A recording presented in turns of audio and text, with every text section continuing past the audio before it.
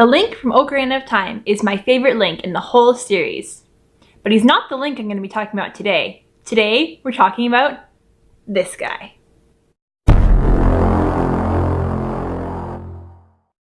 Hey Dirk! Happy Monday! The Link from Ocarina of Time, like I said, is my favorite Link. He's the first Link that ever got me into playing any sort of video game back when I was a teeny tiny little toddler. Not toddler. I was a child. When I was little, my parents gave my older siblings a Nintendo 64. I got Polly Pockets, which at the time were totally awesome. But as I started to grow, I started to learn video games are the best. But I wasn't allowed to play them. So I would sit on the floor for hours and watch my older siblings play Ocarina of Time.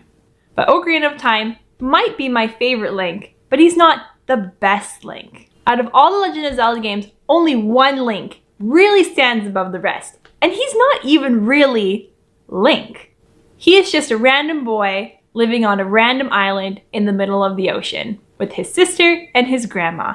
That's right, the best Link out of all the Links is Wind Waker Link. In this section of the timeline, there is no Link because he went back to his own time after he defeated Ganon so that he could relive his childhood.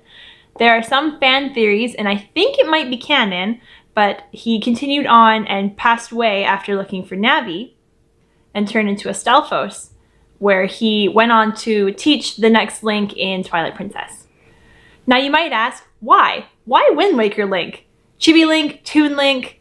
In my opinion, he was one of my least favorite Links. I did not like the Toon style. It was just like a step back to me. I wanted it to keep going forward with Link, how he should have been in Ocarina of Time in Majora's Mask. Like, what is this little chibi Toon dude? Like, why is he... What's so good about him? There's actually a lot that is good about him. Starting with his age, for one. I think he's around 10 years old. He's just a kid.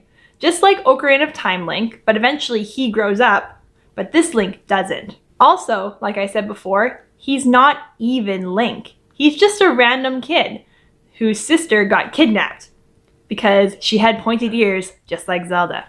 So he started his venture to try and save her. Not even worrying about his own safety or his small stature, he jumps on a boat of random pirates and sails away to a fortress only to be catapulted over the walls to save his little sister.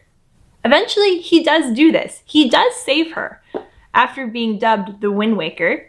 But instead of going home with his sister back to his quiet little island, he decides himself that he is going to help Tetra, aka Zelda, to help collect the pieces of the Triforce and save the Kingdom of Hyrule.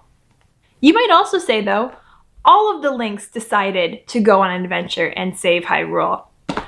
They did, but really, did they ever have a choice? There's a bond between the real Links and Zelda, a bond that cannot be broken over any time and space. For thousands and thousands of years, these two characters are bound to each other. Whenever Hyrule needs to be saved, Link rises up to save it. Even from the early age of an infant with the mark on his hand, he was dubbed a hero in Breath of the Wild, and he didn't have a choice.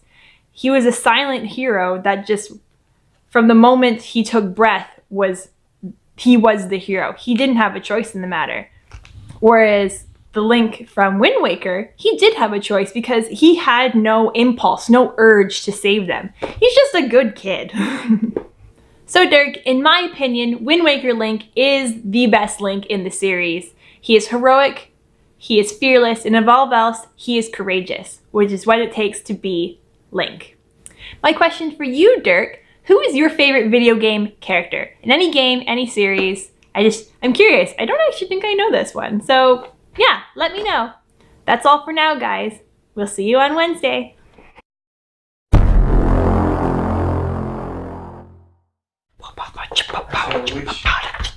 You better add that. What? You better add that.